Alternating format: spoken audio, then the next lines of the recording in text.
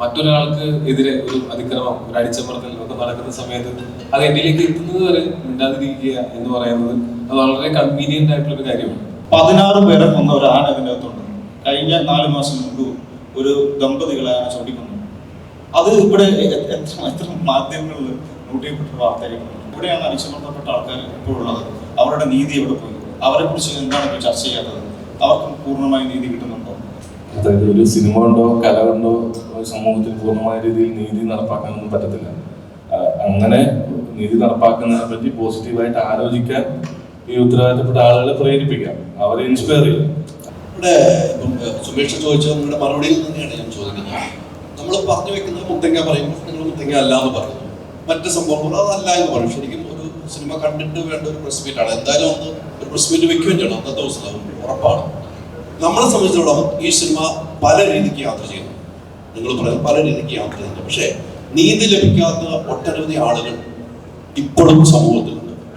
അവർക്ക് വേണ്ടിയൊരു നീതി ഈ സിനിമയിലൂടെ നടപ്പാക്കാൻ ഏതെങ്കിലും രാഷ്ട്രീയക്കാർക്ക് അല്ലെങ്കിൽ ഏതെങ്കിലും ഭരണകൂടത്തിന് തോന്നുന്ന നിലയിലേക്ക് ഈ സബ്ജക്ട് പോകുന്നുണ്ട്. അതായത് ഒരു സിനിമ കൊണ്ടോ കല കൊണ്ടോ സമൂഹത്തിൽ പൂർണ്ണമായ രീതിയിൽ നീതി നടപ്പാക്കാനൊന്നും പറ്റത്തില്ല. അങ്ങനെ നീതി നടപ്പാക്കുന്നതിനെ പറ്റി പോസിറ്റീവായിട്ട് ആലോചിക്കാൻ ഈ ഉത്തരവാദിത്തപ്പെട്ട ആളുകളെ പ്രേരിപ്പിക്കാം, അവരെ ഇൻസ്പയർ ചെയ്യാം. അത്രമാത്രമേ ഒരു കലയ്ക്ക് ചെയ്യാൻ പറ്റുള്ളൂ. അതിൽ എന്താ പറയാ, നരിവേട്ട ആ രീതിയിലുള്ള ചിന്ത ഉണ്ടാക്കും എന്നുള്ളൊരു ശുഭപ്രതീക്ഷ നമുക്കുണ്ട്.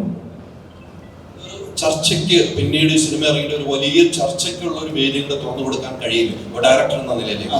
തോട്ട് പ്രൊവോക്കിംഗ് ആണ് ആക്ച്വലി സിനിമ ചെയ്യേണ്ടത്. ഒരു മനുഷ്യനെ ആഴത്തിൽ ചിന്തിപ്പിക്കാൻ പറ്റുന്ന ഒരു എലമെന്റ് കൂടെ അതിൽ ഉണ്ടാവുക എന്തുകൂടിയാണ് സിനിമ കൊണ്ട് അല്ലെങ്കിൽ ഏത് ആർട്ട് ഫോർമാറ്റ് കൊണ്ട് കമ്മ്യൂണിക്കേറ്റ് ചെയ്യാൻ ഉദ്ദേശിക്കുന്ന ചിലതെങ്കിലും. അപ്പോൾ ഈ സിനിമ കൊണ്ട് നമ്മൾ ഉദ്ദേശിക്കുന്നതും അത് തന്നെയാണ്. എവിടെയാണ് അടിച്ചമർത്തപ്പെട്ട ആൾക്കാർ ഇപ്പോഴുള്ളത്? അവരുടെ നീതി എവിടെ പോയി? അവരെ കുറിച്ച് എന്താണ് ഇപ്പോൾ ചർച്ച ചെയ്യാത്തത്? അവർക്ക് പൂർണ്ണമായി നീതി കിട്ടുന്നുണ്ടോ? അവരുടെ ജീവിതശൈലി എങ്ങനെയാണ്? ഇപ്പോൾ ആർല ഫാമിന്റെ കാര്യം ഞാൻ പറയുന്നത്. ആർല ഫാമിന്റെ വീട്ടിൽ തൊട്ടടുത്തുള്ള സ്ഥലമാണ്. ആദിവാസി സെറ്റിൽമെന്റ് ഫാമാണ്. അതിന്റെ വീട്ടിൽ തൊട്ടടുത്താണ്. 16 പേരെ കൊന്ന ഒരു ആന അതിൻ്റെ അകത്തുണ്ട്. കഴിഞ്ഞ 4 മാസം മുമ്പ് ഒരു ദമ്പതികളെ ചൂണ്ടിക്കൊന്നു. അത് ഇവിടെ എത്ര മാധ്യമങ്ങളിൽ നോട്ട് ചെയ്യപ്പെട്ട വാർത്തകളുണ്ട്. അപ്പം എവിടെയാണ് ചില സമൂഹങ്ങളെ നമ്മൾ മാർക്ക് ചെയ്യപ്പെടുന്നത്? ചില സമൂഹങ്ങൾ മുന്നോട്ട് വരണമെങ്കിൽ നമ്മൾ എന്ത് ചെയ്യണം? അവരെ നമ്മളെ പോലെ ആക്കുകയാണ്. നമ്മളെ പോലെ വസ്ത്രം, നമ്മളെ പോലെ പാർപ്പിടം, നമ്മളെ പോലുള്ള ആഹാര രീതികൾ അതാണോ? അല്ലെങ്കിൽ തനതായി അവരെ അങ്ങനെ തന്നെ നിലനിർത്തിക്കൊണ്ട് അവർക്കുള്ള ഒരു എക്കോസിസ്റ്റം ബിൽഡ് ചെയ്യണോ വേണ്ടത്? ഇതൊക്കെ ചർച്ച ചെയ്യുന്നത് എവിടെയാണ്? ഇത് ചൂണ്ടിക്കാണിക്കാനേ ആർട്ടിന് പറ്റുള്ളൂ. ഇത് തീരുമാനം എടുക്കേണ്ടതും അതിൽ നീതി നടപ്പാക്കേണ്ടതും അതാത് സംവിധാനങ്ങളും. രണ്ട് ഭരണകൂടമാണ് കേരളത്തിലെ LDF മീഡിയം 2 ഭരണകൂടങ്ങളുള്ള ഭരണത്തിലാണ് ഈ സംഭവങ്ങളെല്ലാം നടക്കുന്നത്. നമ്മൾ ഇന്ന് കാണിക്കുന്ന പല സംഭവങ്ങളും ഒരു ഭരണത്തിന്റെ കീഴിൽ വരുമ്പോഴാണ് നടക്കുന്നത്. അത്തരം ഒരു രാഷ്ട്രീയ ചർച്ച, രാഷ്ട്രീയ വേദിയിലേക്ക് കൂടെ ഈ സിനിമ കടന്നു ചെല്ലില്ലേ? ചില കഥകളിലേക്ക് എത്തണം എന്നുള്ളത് സിനിമകൾ കമ്മ്യൂണിക്കേറ്റ് ചെയ്യുന്നതാണ് ഏറ്റവും പ്രധാനം എന്ന് പറഞ്ഞു കഴിഞ്ഞാൽ നമ്മൾ ഈ സിനിമയിൽ പറയുന്ന കാര്യങ്ങൾ കാണുകയും മനസ്സിലാക്കുകയും അതിനെപ്പറ്റി കൂടുതൽ ചിന്തിക്കുകയും സംസാരിക്കുകയും ഒക്കെ ചെയ്യേണ്ടത് സാധാരണക്കാരായിട്ടുള്ള ജനങ്ങളാണ്. കാര്യം സാധാരണക്കാരായിട്ടുള്ള ജനങ്ങളാണ് ഈ പറയുന്ന ഗവൺമെന്റിനെ ഉണ്ടാക്കുന്നതും എല്ലാത്തിൻ്റെയും അങ്ങനെ ഒരു ഭയങ്കരമായിട്ടുള്ള പവർ സാധാരണക്കാരായിട്ടുള്ള ജനങ്ങളുടെ കയ്യിലാണ്. അപ്പോൾ നമ്മൾ മറ്റുള്ളവർക്ക് സംഭവിക്കുന്നത്, എനിക്ക് സംഭവിക്കുന്നത് വരെയും അതിനെ ബാധിക്കാത്ത കാര്യമാണ്. മറ്റൊരാൾക്ക് എതിരെ ഒരു അതിക്രമം, ഒരു അടിച്ചമർത്തൽ ഒക്കെ നടക്കുന്ന സമയത്ത് അത് എന്നിലേക്ക് എത്തുന്നത് വരെ മിണ്ടാതിരിക്കുക എന്ന് പറയുന്നത് അത് വളരെ കൺവീനിയന്റ് ആയിട്ടുള്ള ഒരു കാര്യമാണ്.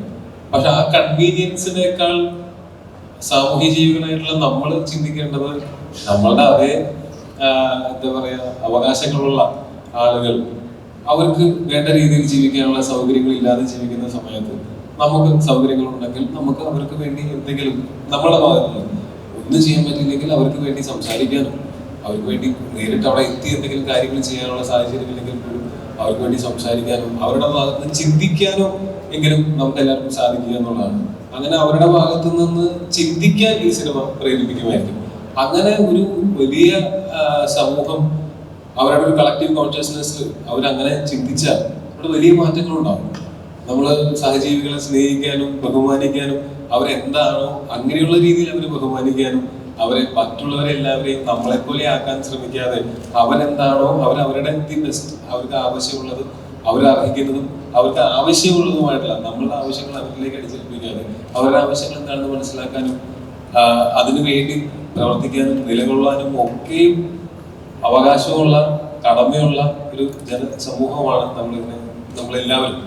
അപ്പൊ ആ സമൂഹത്തിന് ഇത് വിസ്മരിക്കപ്പെട്ടു പോയ കാര്യങ്ങൾ ഓർമ്മിപ്പിക്കാനും, അതോ ഇങ്ങനെയൊക്കെ സംഭവിക്കുമോ എന്ന് ചിന്തിക്കുന്നവർക്ക് ഇങ്ങനെയൊക്കെ സംഭവിച്ചേക്കാം എന്നൊരു ചൂണ്ടുപലക വെച്ചു കൊടുക്കാനോ ഒക്കെയാണ് നമ്മൾ ഈ സിനിമ കൊണ്ട് നമ്മൾ ശ്രമിക്കുന്നത്.